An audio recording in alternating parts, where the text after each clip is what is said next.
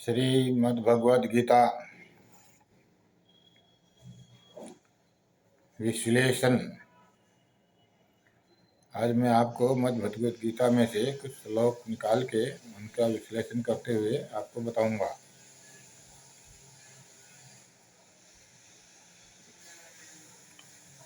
अठारहवां अध्याय 61वां श्लोक में भगवान श्री कृष्ण कहते हैं, ईश्वर सर्वभूतानां हृदये अर्जुन तिष्ठति भ्राम्यन् सर्वभूतानि यंत्ररूढ़ानि मायया। हे अर्जुन, ईश्वर संपूर्ण प्राणियों के हृदय में रहता है और अपनी योग माया से शरीर रूपी यंत्र पर आरूढ़ हुए संपूर्ण प्राणियों को उनके स्वभाव अनुसार भ्रमण कराता रहता है। अगर ईश्वर हमारे हृदय में विराजमान है तो फिर तो हम सब भी ईश्वर हुए। आगे कहते हैं, तमेव शरणं गच्छ सर्वभावेन भावतः। हे भारत अर्जुन, तू सर्वभाव से उस ईश्वर की शरण में जा। उसकी कृपा से तुम परम शांति को और अविनाशी परम पद को पालेगा।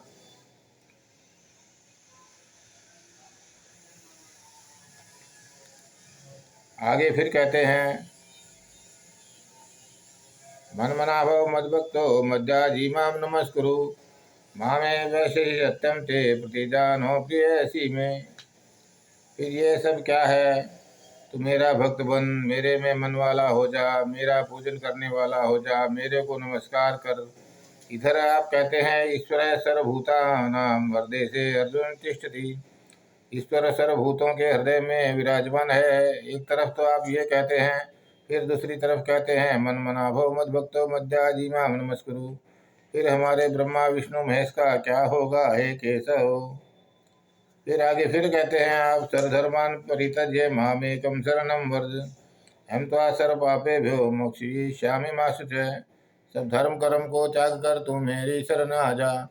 मुझे सबका आधार समझ तू मेरी शरण पा जा। मैं तुझे तेरे सभी पापों से मुक्त कर दूंगा। परम कल्याणकारी मोक्ष तुझे प्रदान कर दूंगा। हे अर्जुन, हे केशव, आप अर्जुन को क्या मोक्ष प्रदान करेंगे जब आप स्वयं ही कहते हैं, यदा यदा ही धर्मस्य ग्लानिर्भवति भारत अभ्युत्थानं धर्मार्थ तदात्मानं सर्वददाम्यहम्।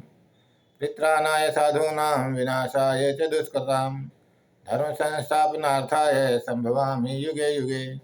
आप हर युग में जन्म लेने की बात करते हैं तो मोक्ष में तो आपकी ही रुचि नहीं है। फिर आप जो है अर्जुन को कैसे मोक्ष देते हैं?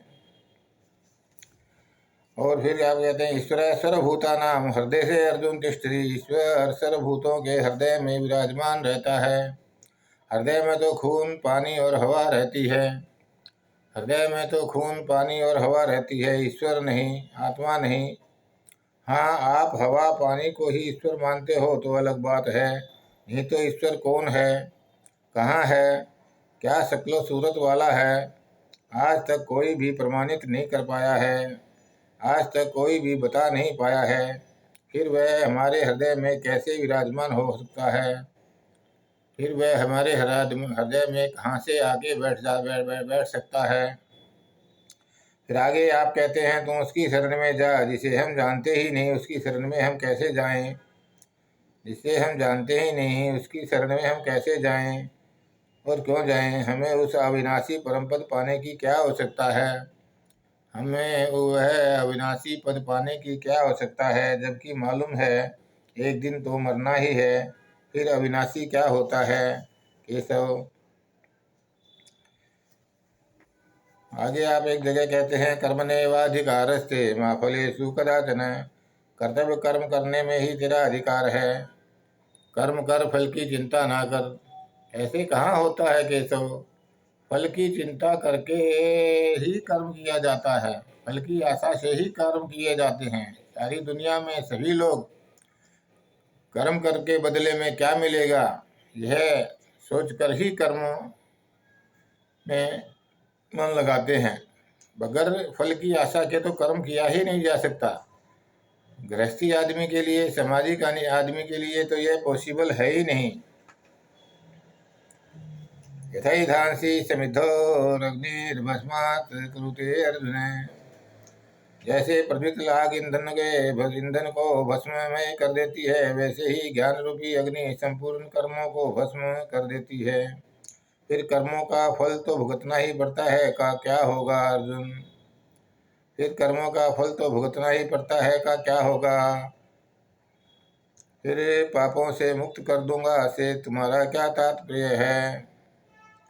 जब ज्ञान की अग्नि से ही संपूर्ण पापों का नाश किया जा सकता है, तो सभी ज्ञानी तो पाप मुक्त हो ही जाते हैं। आपके स्वर्ग नरक का क्या होगा केशव? अगर तू सब पापियों में भी बढ़कर पापी है, तो भी ज्ञान रूपी नौका के द्वारा निसंदेह संपूर्ण पाप समुद्र से अच्छी तरह तैर जाएगा। फिर ये क्या तात्पर्य है? ज्ञान से जब आदमी पापों से मुक्त हो जाता है, तो फिर 18वें अध्याय के 66 से में आप कैसे अर्जुन को कहते हैं, तू मेरी शरण आ जा, मैं तुझे तेरे पापों से मुक्त कर दूंगा। सब उल्टा पुल्टा है। यो न माम कर्माणि लिप्यन्ते न मे कर्म फले सप्रहा इति माम यो विजानाति स कर्मभिर्न स बध्यते। मैं कर्मों से लिप्त नहीं होता, कर्म फल पाने में मेरी कोई इच्छा नहीं है। इस तरह जो मुझे अच्छे से जान लेते हैं, वे भी कर्म या कर्म फल से बंधते नहीं है पार्थ। ये कुछ श्लोक मैंने आपको बताए हैं जो आपस में एक दूसरे को विरोधाभासी हैं, समझ में नहीं आते। साधारण गृहस्थी आदमी के लिए इन पर चलना बहुत मुश्किल है। सुख दुखे समय कृत्वा लाभालाभो जयाजयौ। सुख दुखे समय कृत्वा लाभालाभो जयाजयौ। सुख दुख लाभ हानि जय पराजय को समान समझ। सुख दुख लाभ हानि जय पराजय को समान कैसे समझा जा सकता है केशव? जब सुख सुख है, दुख दुख है, लाभ लाभ है, हानि हानि है, उनको एक समान कैसे समझा जा सकता है? ये साधारण गृहस्थी के बस की बात नहीं है। आपने तो केशव कर्म करने और कर्म फल भोगने की प्रक्रिया को पूरी तरह से परिवर्तित करके रख दिया है। देखा है हर चाहवनी आखिर में दुख का कारण। देखा है हर चाहवनी आखिर में दुख का कारण, फिर भी चाहे मोक्ष धर चाहना आखिर ना छोड़ा। जीवन है तो इच्छाएं रहेगी, सांसारिक इच्छाएं नहीं होगी तो फिर मोक्ष पाने की इच्छा होगी, प्रभु के दर्शन पाने की इच्छा होगी। इच्छा तो होगी, फिर कोई इच्छा कितनी ही श्रेष्ठ क्यों न हो, इससे क्या फर्क पड़ता है? इच्छा ही तो दुख का कारण है, और जीवन जब तक चलता रहेगा सुख दुख भी साथ चलते रहेंगे। इनमें से किसी एक को हटाया ही नहीं जा सकता। जीवन के दो हिस्से हैं, सुख दुख,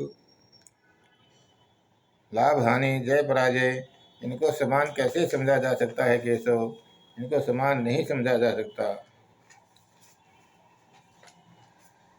जब दो दो हैं तो समान नहीं हैं, समान कैसे समझा जा सकता है? धन्यवाद।